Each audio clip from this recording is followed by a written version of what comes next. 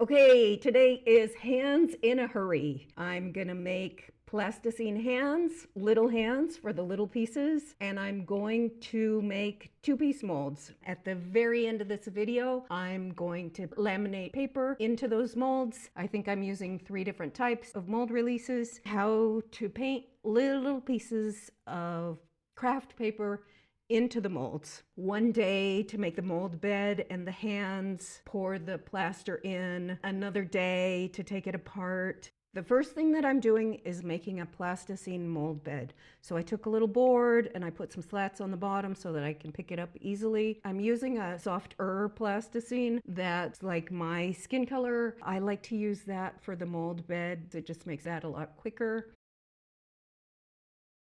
I like to work on small pieces in the mold, so I'm going to lay these small hands into the mold and I'm going to work on the back of the hands. It's easier for me when they get held in by the mold. Plastic on the mold bed in between the hand and the soft plasticine of the mold bed. As I go, I'm working on the backs of the hands, smoothing and flattening the mold bed around the hands. And when I take the plaster piece off the hand, the plaster piece will come off without disturbing like this part. I line it up right along the edge so I can take one plaster piece off this way. It's called draft. So when the plaster pieces come off perfectly without grabbing any material that's in the mold, that's called a well drafted mold. One thing that's very, very important is this part of the mold has to be super smooth in order to make the mold last for you for a long time. I've been known to take 20, 25 pieces out of each mold. The better the mold is made, the easier it'll be for you to do that.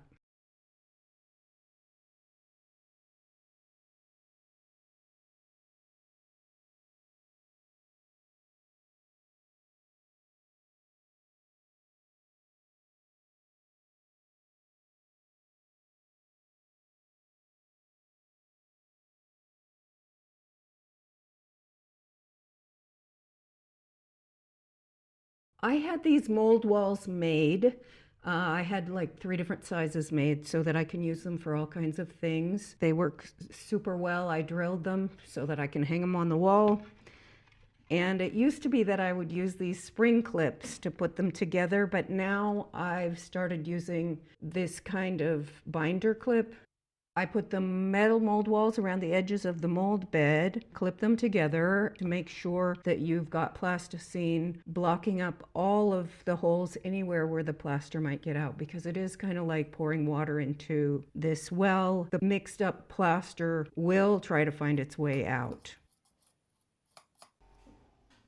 As a mold release for this plasticine, I use a 50-50 mix of Vaseline and baby oil, just mixed really super well. And I continue to use the Michelangelo method for mixing plaster, which you can find just a short video of that on my channel. For this particular part of the video, I'm doing it in real time so that you can see exactly how long it takes to do this. When I mix plaster and water, I usually just eyeball it, put some water into the little tub, and then put the plaster into the tub, and I don't stir it until the plaster is completely hydrated in that water. And it looks by this video that it took 1.5 minutes. Doesn't take very long. They call it sloughing in plaster mixing language, but mostly you just need to see that all the plaster is not white anymore. It turns gray as it gets hydrated. When it's completely hydrated, I just take it and I stir and stir and stir and stir and stir and stir so there are no lumps in it. And again, what we want is a mold that will last for a very long time. The better the mix and the better, without bubbles and without lumps, that's the best kind of mix that you can have. That'll last for a very long time.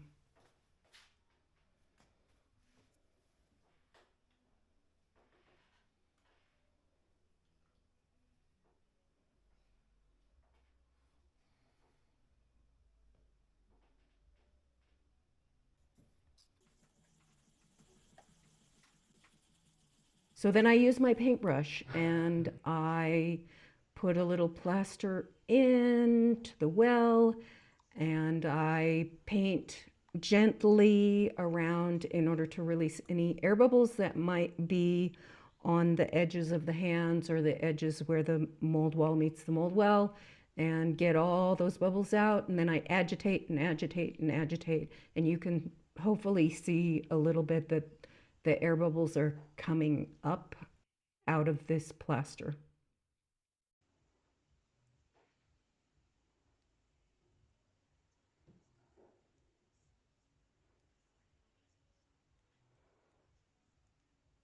In an hour, it'll be dry enough, cured enough for you to take the mold walls off and to take the plaster off of the board and the plasticine off.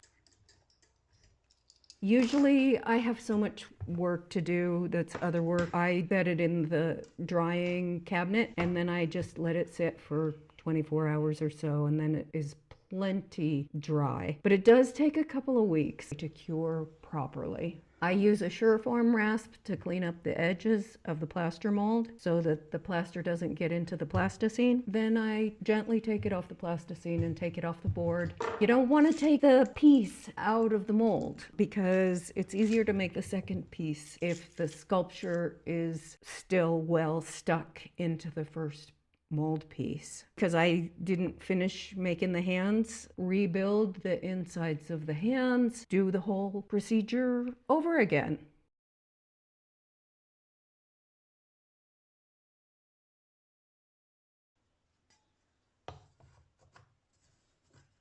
Put the mold walls on, clip them on, make sure that there's plasticine in any little nook or cranny where the plaster might get out. Clip them together.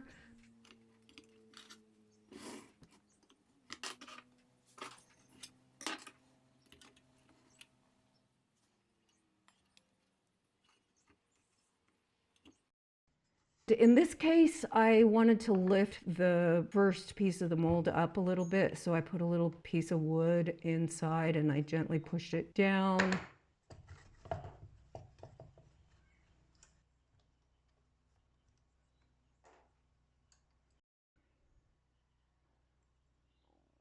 This is the tool that I use a lot in my mold making. And I have this soft brush that I like to use for the Vaseline and baby oil. This is a 30-year-old brush. So like once you get into this, there are lots of things that you can use over and over and over again, including all the plasticine, the hard plasticine, the soft plasticine. I collect it all back together and use it again. Vaseline and baby oil on all of it again, including the mold walls, the metal. I have my plaster inside plastic bags. I buy it in these, what are they, 2-pound plastic bags. Keep them inside a plastic bin because the plaster can get wet and it can get hard just by getting a little moisture inside of it. So I try to keep it dry. And here we go again, mixing the plaster with the Michelangelo method. You take some water, you put it in a tub or a bucket, not more than half of the way up in the tub or bucket, and then you gently put the plaster into that water without adding lumps or air. Let it sit for however long it takes to hydrate completely so that you don't see that white powder anymore. And once you don't see the white powder, then you mix. All of this, it has a rhythm. It's like you don't want to go too slow, but you don't want to go too fast either. And so you'll get the hang of it after you do it a few times.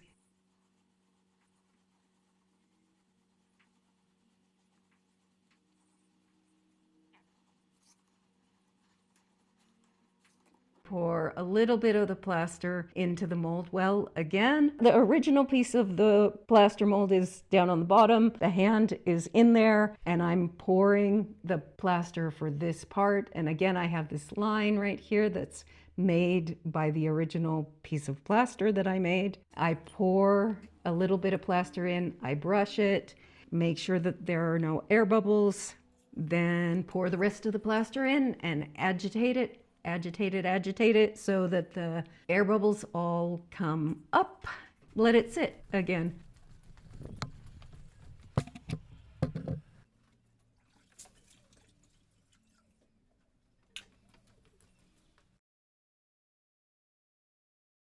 In 1 hour, it should be hard enough that I can take the mold walls off. In 2 weeks, it will be completely cured. I didn't wait for it to get completely cured because I wanted to make this video and I wanted to show you. You can set it in the sun. I have my warming cabinet, so I set it in the warming cabinet for a couple of days. And then I took it out and I used a couple of screwdrivers, tapped them gently, and I did a really good job with my mold release this time, so that the piece actually came apart very easily, and that's what you want. The last time I used only mineral oil. If you watched those videos, you saw me really struggle with that. It was horrible. I just practically destroyed the whole mold because I was too lazy to mix my Vaseline and mineral oil.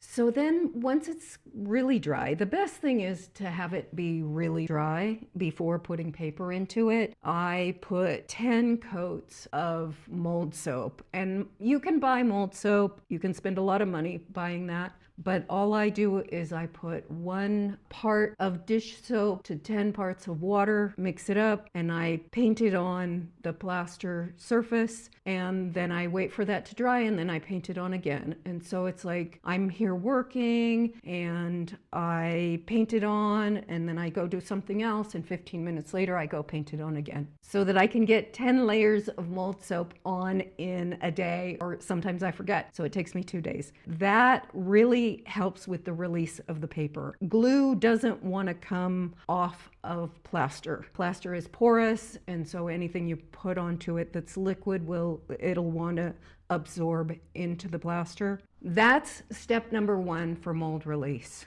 Step number 2 with mold release, a natural shoe polish that's got carnauba wax in it, in order to loosen it up a little bit so that it doesn't fill up the mold with just wax. I use turpentine. So you can see I loosen it up a little bit with the turpentine, and then I paint that onto the mold.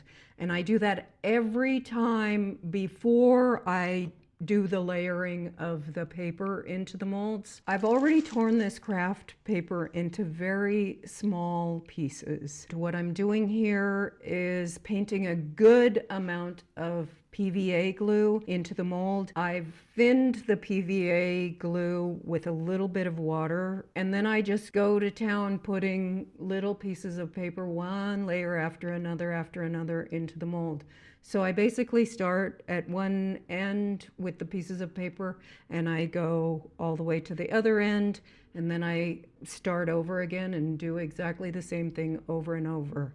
And you can probably see that I'm pushing the paper a little bit hard into the tips of the fingers so that there won't be any air bubbles between the paper and the plaster mold. What I've found is that the flanges have to have at least 3 layers of paper over the flange and into the piece in order to be able to grab a hold of the flange and get the paper out of the mold. Inside the hand, if there's enough room, it's better to put 4 layers. If I put 4 layers where the flanges are, I have to cut the flanges off, which means that I have to cut through 8 layers total of paper. That I find really difficult to do. So I didn't want to wait for that pair of hands to dry, but I have this other pair of hands that I got out of the mold. I used paper paste on the inside and PVA glue